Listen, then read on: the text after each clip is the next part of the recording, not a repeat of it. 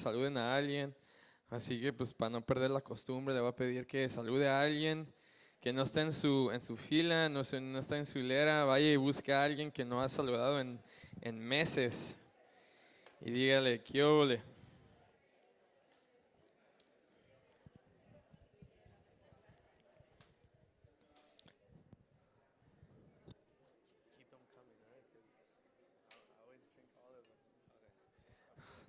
Okay.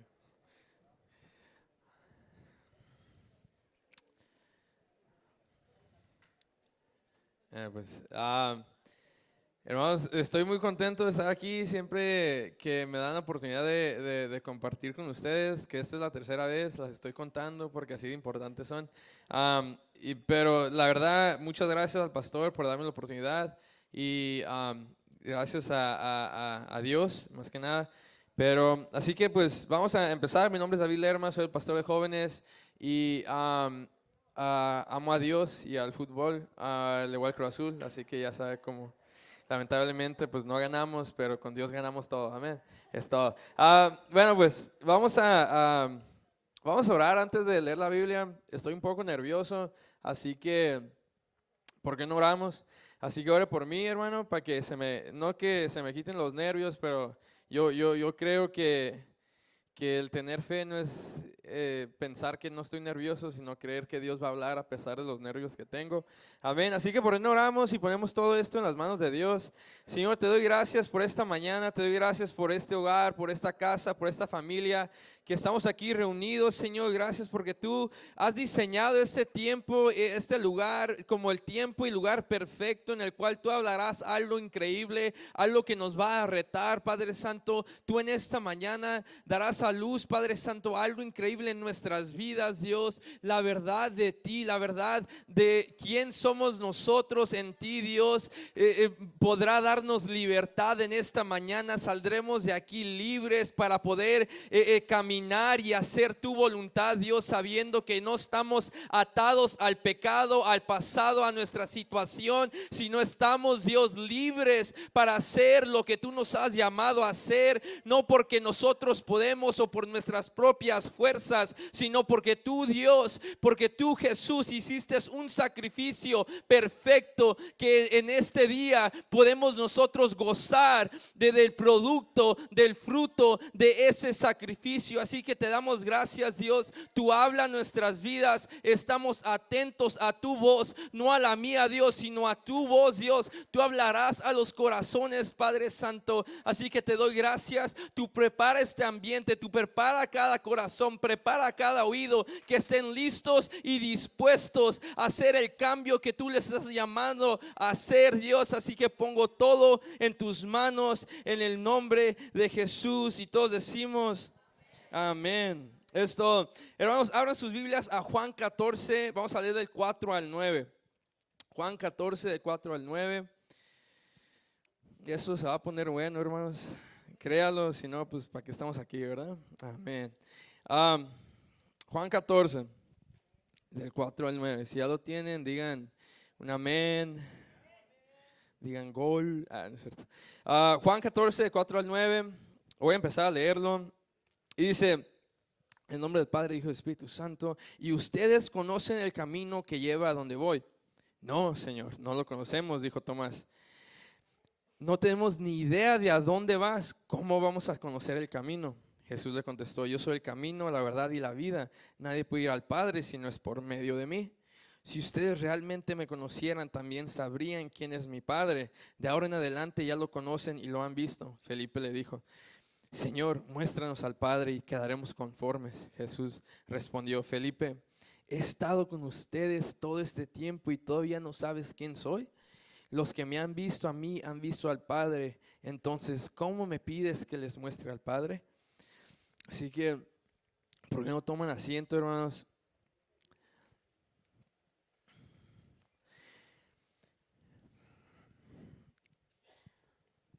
Normalmente uso el micrófono que no tiene cable, así que va a estar medio raro en esta mañana, pero está bien, todo bien, todo bien.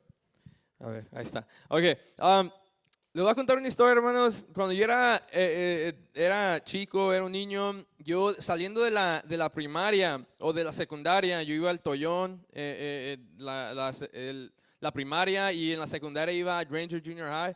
Granger Junior High in the house? No, no one? Ok.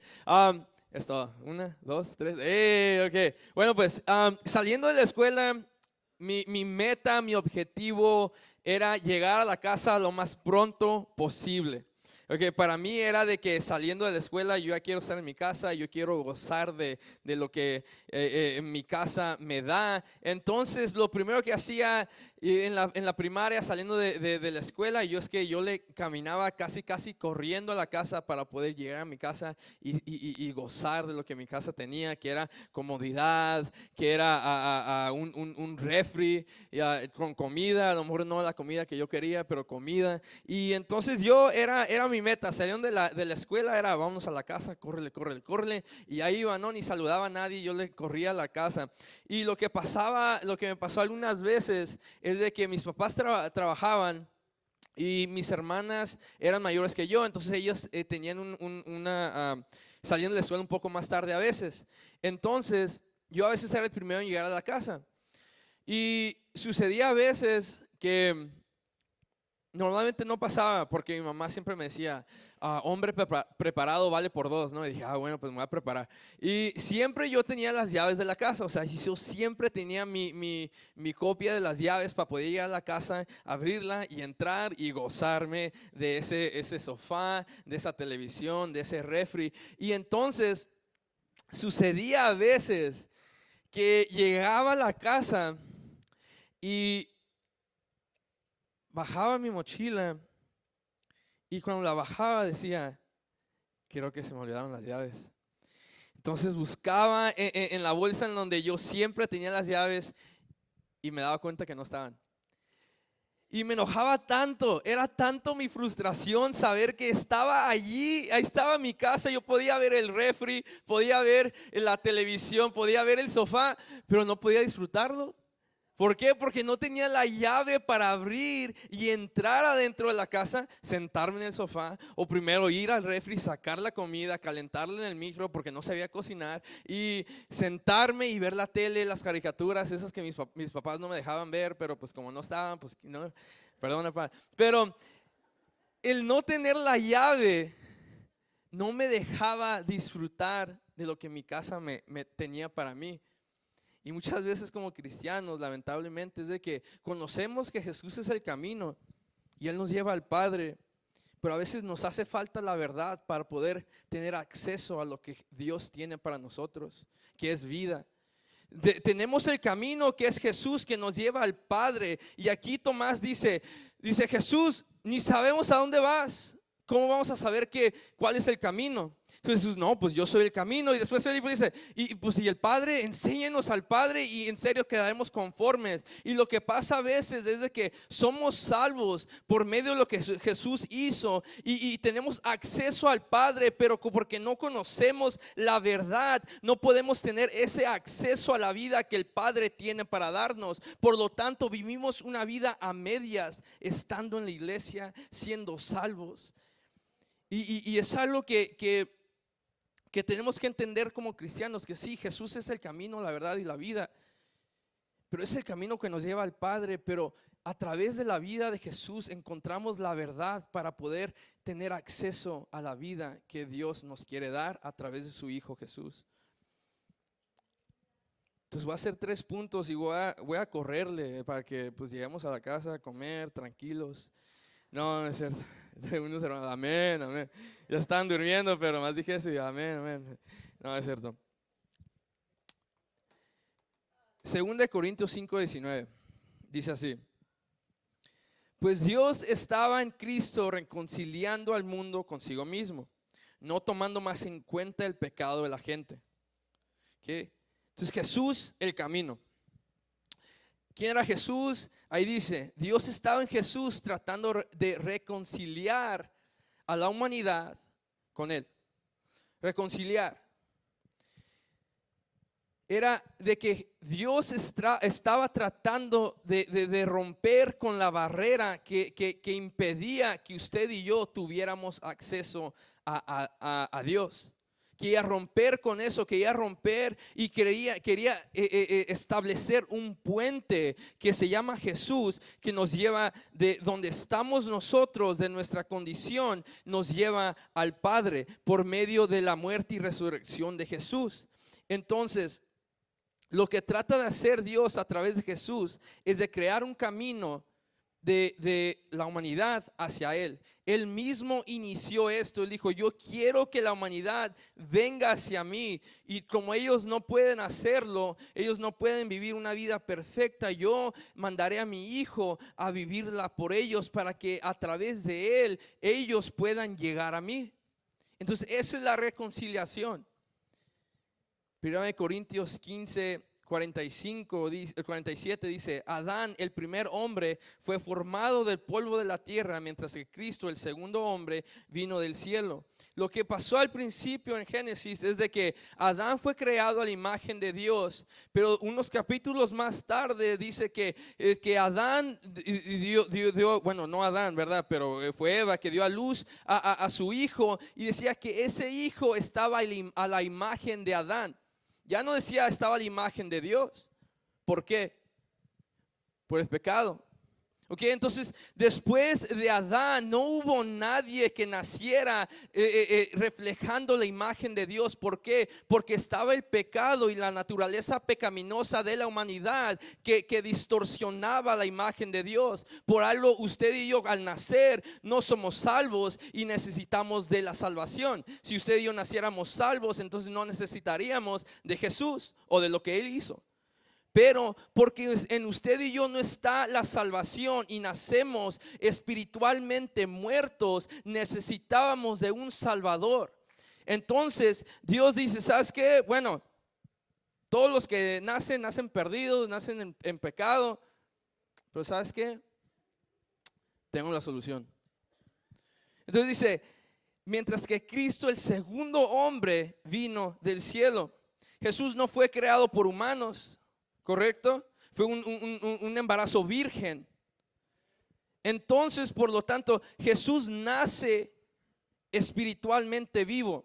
Y para que Él pudiera dar una vida, Él tenía que nacer vivo espiritualmente. Si no, no iba a tener una vida para dar. Por lo tanto, Dios escoge a una virgen para poder Él traer Jesús y insertarlo, para que ella dé a luz a Jesús sin mancha. Entonces, era necesario que Él naciera así. Entonces Jesús viene al mundo y vive una vida perfecta sin conocer pecado. Y nos dice en Corintios que aquel que no conoció pecado lo hizo pecado para que nosotros en Él pudiéramos ser justicia de Dios. Entonces Jesús, en ese sacrificio, en esa muerte, Él carga con todos los pecados del mundo.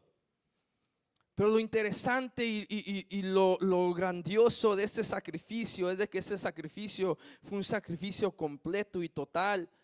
¿Por qué? Porque Él cargó con los pecados pasados, presentes y futuros. Entonces ese sacrificio estaba pensando en usted cuando lo hizo. Él sabía que a lo mejor en junio 17, cuando México juegue contra Alemania a las 8 de la mañana, unos de ustedes o de nosotros no vamos a venir a la iglesia por ver el partido. Pero dijo: ¿sabes qué? Va a haber alguien que la va a regar y feo. Y esos somos todos. Y no solamente de vez en cuando, sino diariamente hay algo en nuestras vidas en la cual nosotros nos quedamos cortos, ¿verdad? ¿O nomás soy yo? Bueno, pues Dios habla mi vida.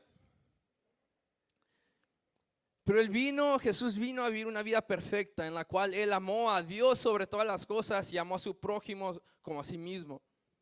Romanos nos dice, Romanos 5:8, del 8 al 11 dice: mas Dios muestra su amor para con nosotros en que, siendo aún pecadores, Cristo murió por nosotros. pues mucho más estando ya justificados en su sangre, por él seremos salvos de la ira. Porque si siendo enemigos fuimos reconciliados con Dios por la muerte de su Hijo, mucho más estando reconciliados seremos salvos por su vida. Y no solo esto, sino que también nos gloriamos en Dios por el Señor nuestro Jesucristo,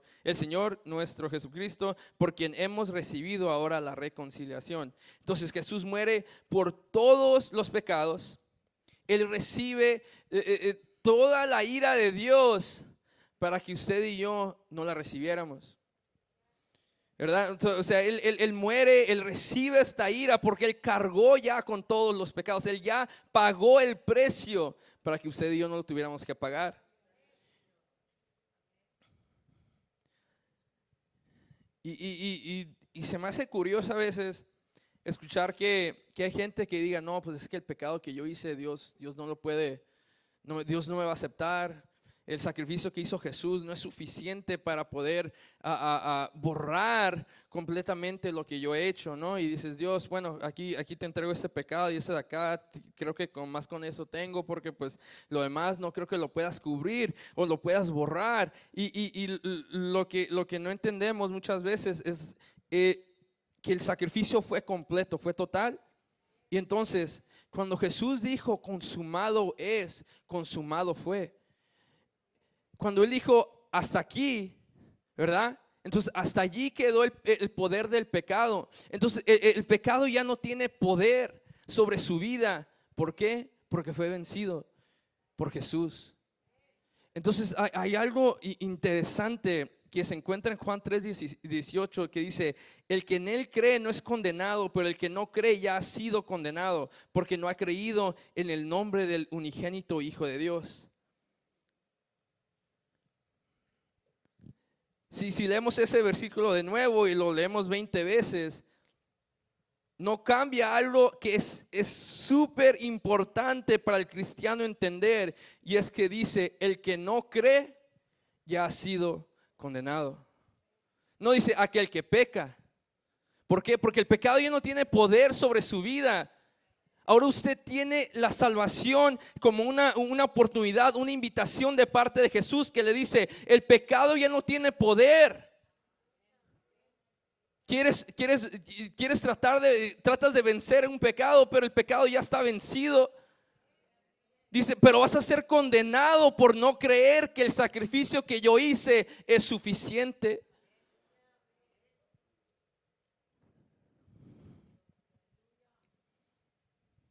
Entonces lo que nos detiene de llegar al Padre ya no es el pecado, sino no creer que lo que Jesús hizo fue suficiente para borrarlo.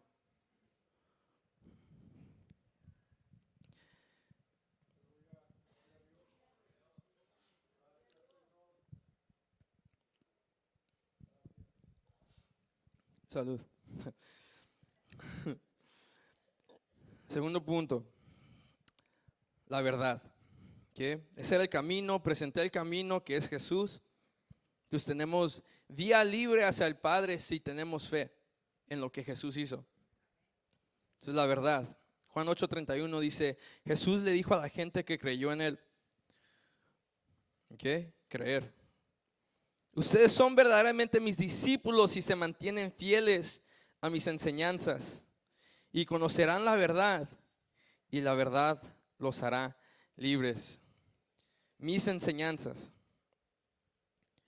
Y entonces a través de la vida de Jesús, usted y yo vemos la verdad acerca de quién es Dios y quién somos nosotros. Es a través de la vida de Jesús. Entonces, ¿quién es Dios? No me conteste, porque cuando yo crecí yo en la iglesia, desde que conozco yo he ido a la iglesia, y yo crecí conociendo a un Dios, o al menos ese es el Dios que me enseñaron, o el Dios que yo pensaba que era el que yo servía, y era un Dios que estaba tal vez sentado en un escritorio con una libretita tomando nota de todas mis fallas.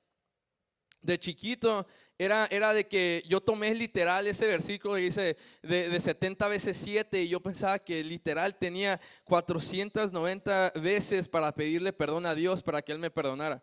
Y, o sea, no estoy bromeando, es serio. Yo, yo me pasaba a veces unas noches como pensando en todo el pecado que me aventé ese día. Y dice, no, pues es que desobedecí a mis papás. Vi las caricaturas que no me dejan. No tiré la basura. Me hice el dormido para no ir a la iglesia. Y me enojé con mi hermana, hasta le pegué. Eran mayores que yo, hermano, así que no, pues están más grandes, ¿no? Así que no diga, oiga, abusón.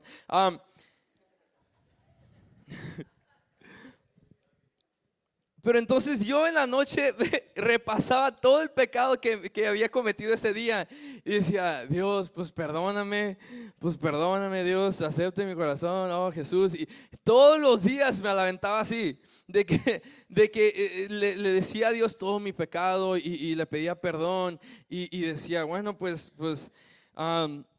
si sigo así, creo que voy a tener unos 16 o 17 meses y ya después de 17 meses ya no voy a poder pedirle perdón a Dios porque pues me las voy a acabar, las 490, ¿no? Como si fueran boletitos y bueno, Dios, ahí estaba uno.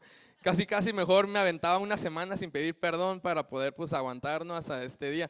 Pero qué increíble que lo trágico, lo triste es de que yo era un niño, pero muchas veces lo que pasa en la iglesia es de que hay gente que aún piensa que Dios es así. Dios está vigilándome y es como mi sargento que nomás no me fajo y pues me va a dar. Es que no me puse corbata hoy, Dios se va a enojar conmigo, pero la realidad es de que caminamos en este camino y no tenemos acceso a quien Dios es porque nos hace falta la verdad.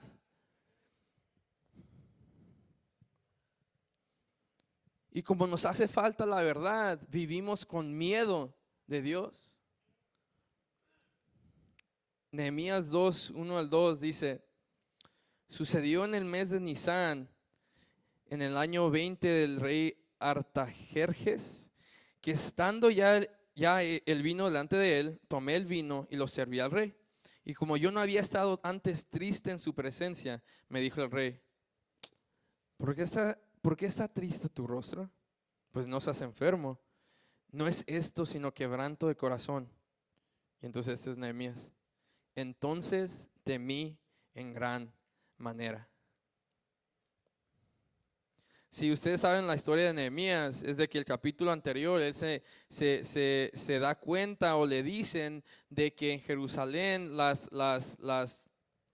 the walls, los muros, ¿verdad? Ok, ya, no había, todos podían entrar, ¿no? O sea, había acceso, entonces significa que no tenían defensa.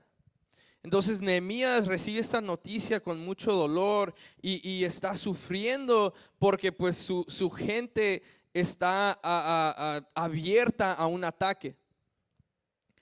Entonces, él era copero del rey y entonces desde que escucha la noticia hasta esto que acabamos de leer, pasaron 4 meses.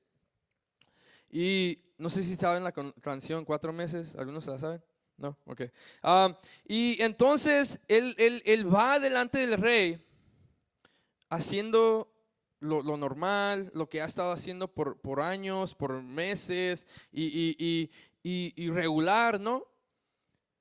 Pero en esos 4 meses que se había aventado con la noticia, que él ya sabía de la noticia, que a lo mejor estaba triste todo el tiempo, pero delante del rey nunca estuvo triste hasta este día y finalmente el rey se dio cuenta.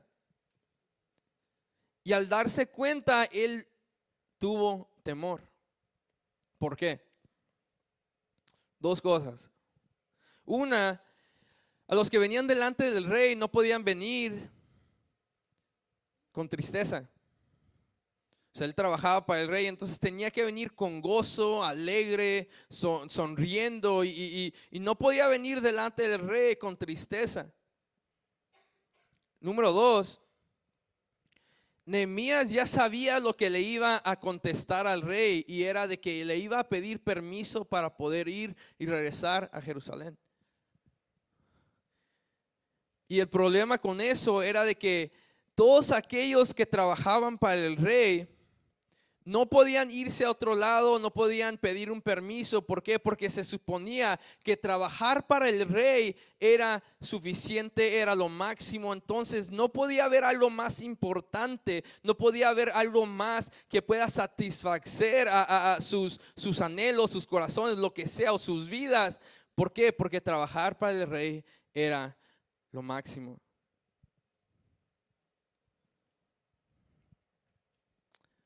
¿Y cuántos de ustedes, cuántos de nosotros conocemos gente que piensa que para poder encontrar una satisfacción total necesitamos trabajar y trabajar y trabajar para que finalmente un vacío que está dentro de nosotros pueda ser lleno?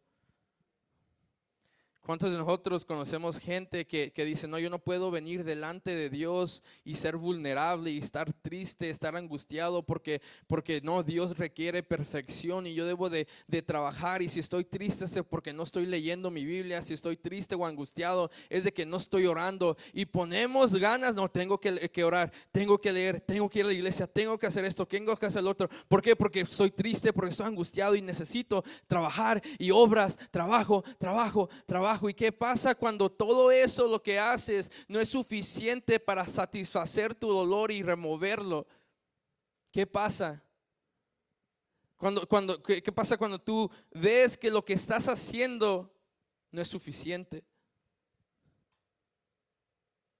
Se supone que al venir a los pies de Cristo nosotros recibimos vida, y entonces decimos, bueno, pues yo vine y acepté a Jesús, y se suponía que Él iba a quitar mi dolor, y yo estoy orando y leyendo y no pasa nada.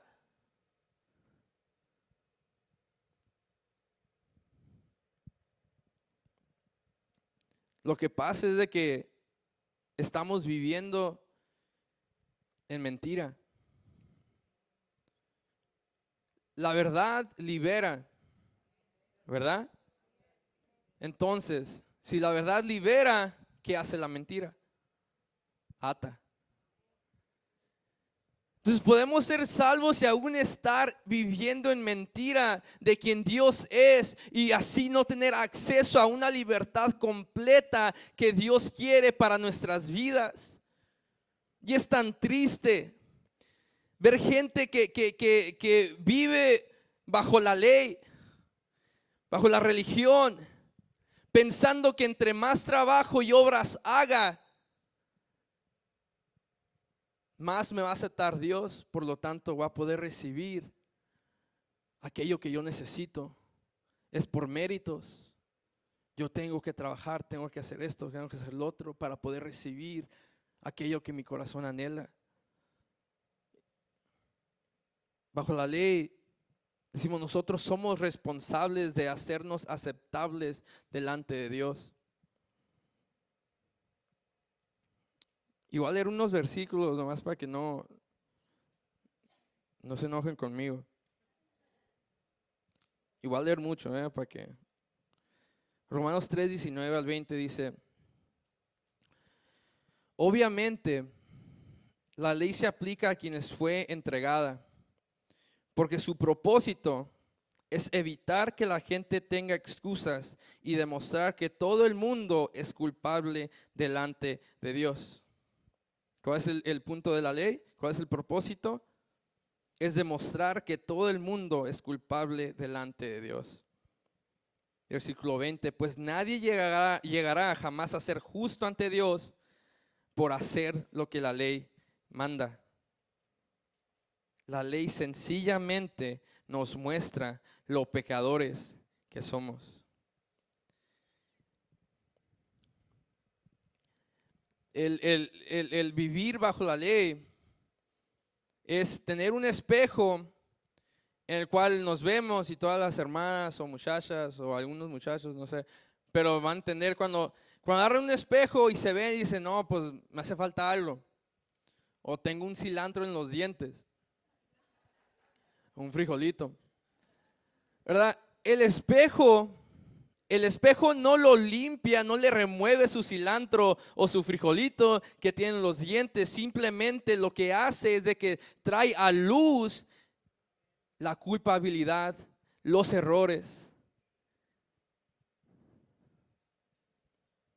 Entonces, bajo la ley, si queremos bajo la ley ser justos delante de Dios, tenemos que ser perfectos totalmente. Gálatas 3:23 dice: antes de que se nos abriera el camino de la fe en Cristo, estábamos vigilados por la ley. Nos mantuvo en custodia protectora, por así decirlo, hasta que fuera revelado el camino de la fe. Dicho de otra manera, la ley fue nuestra tutora hasta que vino Cristo. ¿Quién vino? En dos hermanos, esto. Nos protegió hasta que se nos declarara justos ante Dios por medio de la fe. ¿Por medio de qué? De la fe. Y ahora que ha llegado el camino de la fe, ya no necesitamos que la ley sea nuestra tutora. Si me pueden poner Gálatas 3, versículo 3, porque lo voy a leer y no piensen que lo estoy diciendo yo, ¿ok? Porque esto lo leí en la versión Nueva Traducción Viviente, ¿ok? Y lo voy a leer como lo dice la Nueva Traducción Viviente, así que no me avienten piedras a mí. ¿Chido? Ok. Dice, este es Pablo hablando a Gálatas, ¿ok? Ahí va. ¿Será posible que sean tontos? Después de haber comenzado su nueva vida en el Espíritu, ¿por qué ahora tratan de ser perfectos mediante sus propios esfuerzos? Versículo 5. Vuelvo a preguntarles, ¿acaso Dios les da el Espíritu Santo y hace milagros entre ustedes porque obedecen la ley? Por supuesto que no. Y eso es lo importante. Es porque creen el mensaje que oyeron acerca de Cristo. Del mismo modo, Abraham le creyó a Dios y lo consideró justo debido a su fe. Y este versículo lo leyeron en la mañana y lo escuché y dije, chido, lo voy a decir yo también, pero ya lo tenía en las notas, así que era de Dios. 2 Corintios 3:6, el cual asimismo nos hizo ministros competentes de un nuevo pacto, no de la letra, sino del Espíritu, porque la letra mata, mas el Espíritu vivifica.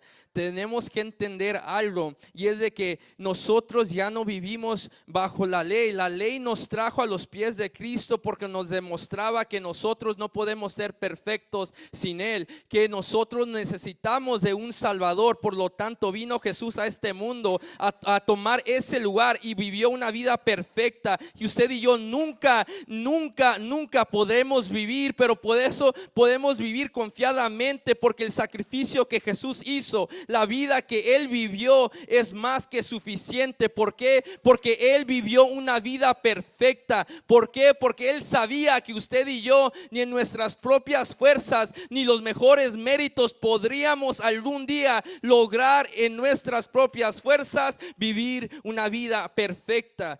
Por eso ahora Romanos 11:6 dice, y como es mediante la bondad de Dios, entonces no es por medio de buenas acciones, pues en caso la gracia de Dios no sería lo que realmente es, gratuita y inmerecida. Ahora nosotros vivimos bajo gracia, que significa que a través de Jesús Dios nos da algo que no merecemos y algo que es gratis, que es ser aceptables y aceptados por Dios, aún en la condición en la que estamos, aún sin ser perfectos. No por nuestras propias fuerzas, sino por medio de la fe que tenemos en Cristo Jesús. Entonces nosotros no podemos estar viviendo en mentira, pensando que hay un Dios que nos está viendo y que nos está regañando y nos está pegando con el cinto, sino que hay un Dios en el cielo que nos amó tanto, que envió a su Hijo unigénito para que todo aquel que en Él crea no se pierda, mas tenga vida eterna. eterna. Entonces vemos a un Dios con amor y ya no obedecemos porque tenemos que, sino porque Él nos amó primero, nosotros lo amamos a Él. Por amor que Él ya nos demostró a nosotros, nosotros obedecemos, no porque queremos algo de Dios, sino porque Él ya nos dio todo. Entonces nosotros vivimos bajo gracia, entendiendo que hay una relación de amor entre Dios y nosotros, no a la fuerza, no forzado, sino porque hemos escuchado el mensaje de las buenas nuevas que nos indica, que nos enseña que hay un Dios cuyo amor nos persigue, cuyo amor es más grande que nuestro pasado, cuyo amor es más grande que nuestro presente, cuyo amor es más grande que nuestras dudas, que nuestros miedos. Por eso nosotros actuamos, porque el amor de Dios hacia nosotros ha sido tan grande. Ya no necesitamos vivir bajo la ley, sino vivimos bajo gracia, escogiendo cada día hacer buenas acciones, porque Dios ya nos ha dado algo increíble, que es su amor. Nosotros actuamos en respuesta a lo que Él ya hizo.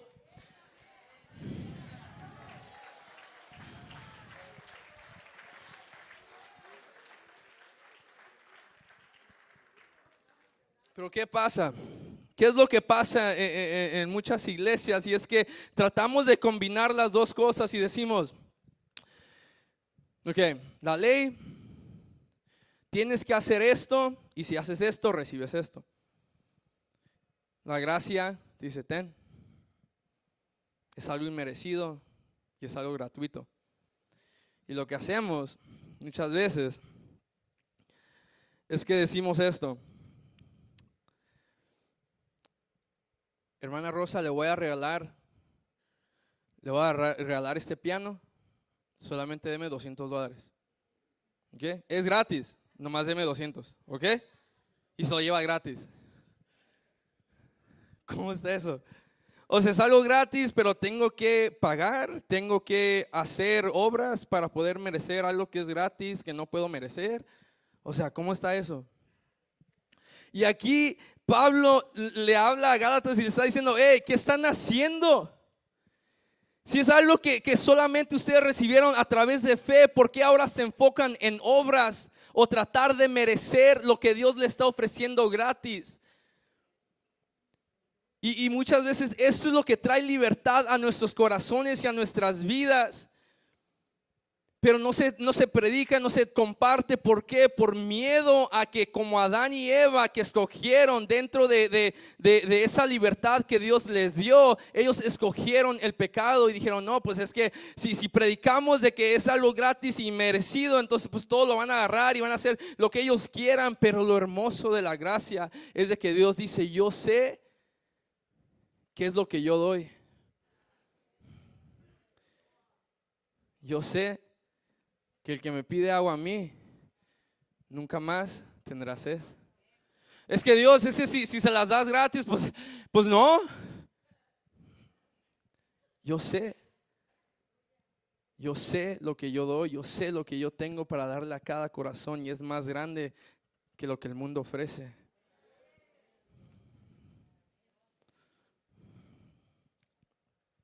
Juan 8:34 al 36 dice: Jesús contestó, les digo la verdad. Ahí va la verdad. Todo el que comete pecado es esclavo del pecado. Un esclavo no es un miembro permanente de la familia, pero un hijo sí forma parte de la familia para siempre. Versículo 36. Así que si el Hijo los hace libres, ustedes son verdaderamente libres. Pero un hijo sí forma parte de la familia para siempre. Al aceptar a Cristo Jesús en nuestros corazones, ¿en qué nos convertimos? ¿En qué? En hijos. Si ya somos hijos, porque a veces nos llamamos pecadores, porque actuamos como mendigos. Señor, lo que te caiga de la mesa, yo solamente quiero hacer tu voluntad. Dios, lo que te sobre, yo lo acepto.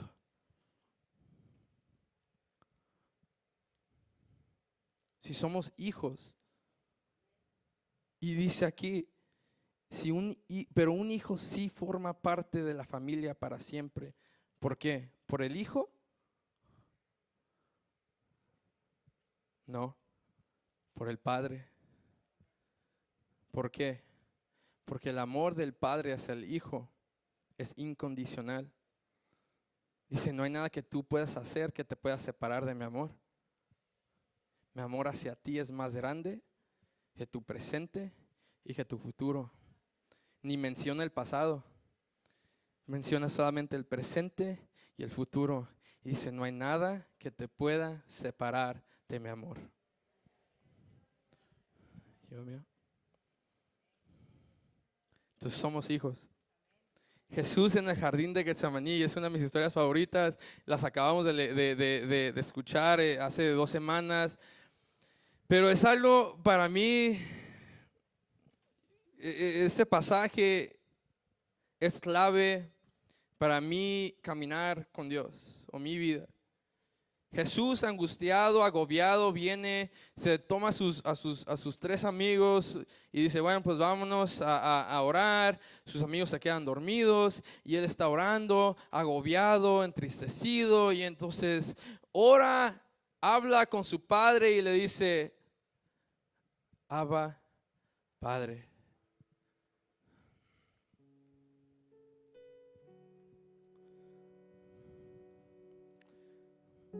Escuchando una predicación hace como 1 año y medio, ese predicador estaba hablando de esa palabra Abba y dice, para nosotros es una palabra que significa Padre, pero en realidad no es tanto una palabra. No es una palabra como en español se dice papá o padre. Es más como un sonido que hace un niño o un bebé que apenas está tratando de hablar y dice, Abba. No puede decir completamente Padre, pero dice, Abba. Jesús viene y nos enseña sin decirnos hagan esto, hagan lo otro. Su vida simplemente nos refleja la relación entre nosotros y Dios, que somos hijos y podemos venir y ser vulnerables delante de un Dios que es nuestro Padre, y podemos decirle Abba, Papá. Como te sientas cómodo, pero no tienes que decir lo que la persona que está al lado dice, sino tú simplemente vienes delante de tu Padre y te rindes y dices, Dios, yo no puedo, papá, necesito esto. Pero lo que tenemos que entender es que es una relación entre padre e hijo, y tenemos acceso a la totalidad de Dios por medio de Jesús. Y por eso nosotros podemos venir delante de Dios confiadamente, sin miedo, sabiendo que es nuestro Padre y Él nos escucha y Él está atento a nuestras necesidades.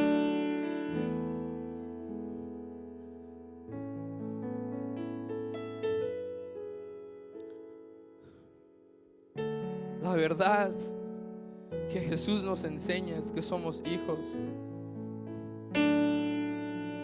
Somos hijos. Ya no somos más pecadores porque creímos en Jesús. Entonces Jesús nos lleva al Padre. Nosotros vemos al Padre y decimos, papá, ya llegué. Y el Padre dice, sí, ya te vi. Y te vi desde por allá. Es más, yo te fui a encontrar. Y el Padre nos ve, nos limpia y deposita su vida en nosotros. Juan 10:10 dice: el ladrón no vino sino para hurtar, matar y destruir. Yo he venido para que tengan vida. ¿Para que tengan qué? Vida. Y para que la tengan en abundancia. Que debemos de entender algo.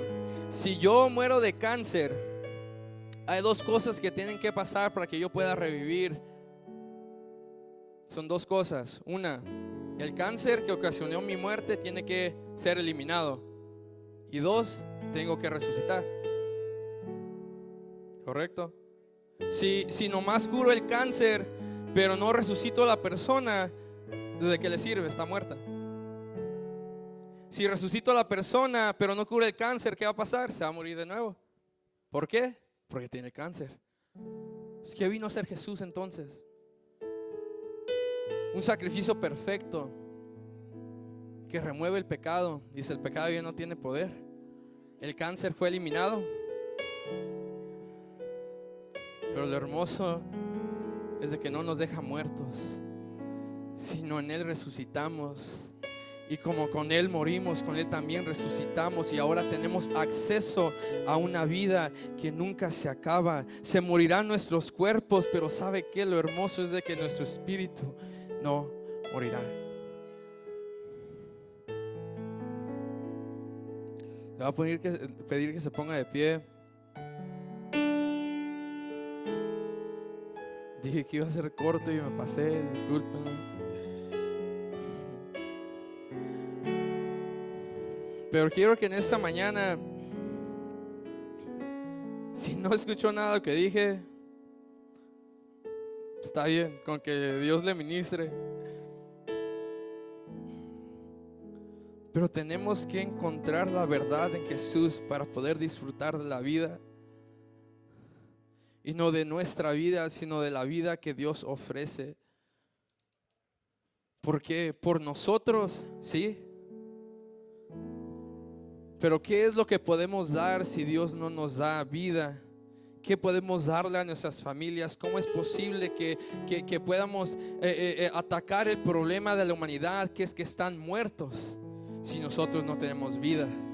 Necesitamos que Dios deposite su vida en nosotros para que así nosotros podamos ser como una fuente de vida que va y da de beber a aquel que está necesitado. Entonces es importante por ellos, por los que están afuera, hacer una iglesia en la cual conocen la verdad de Dios, y así Él da vida en nosotros, y cualquier persona que entre aquí puede tomar y beber y sentirse satisfechos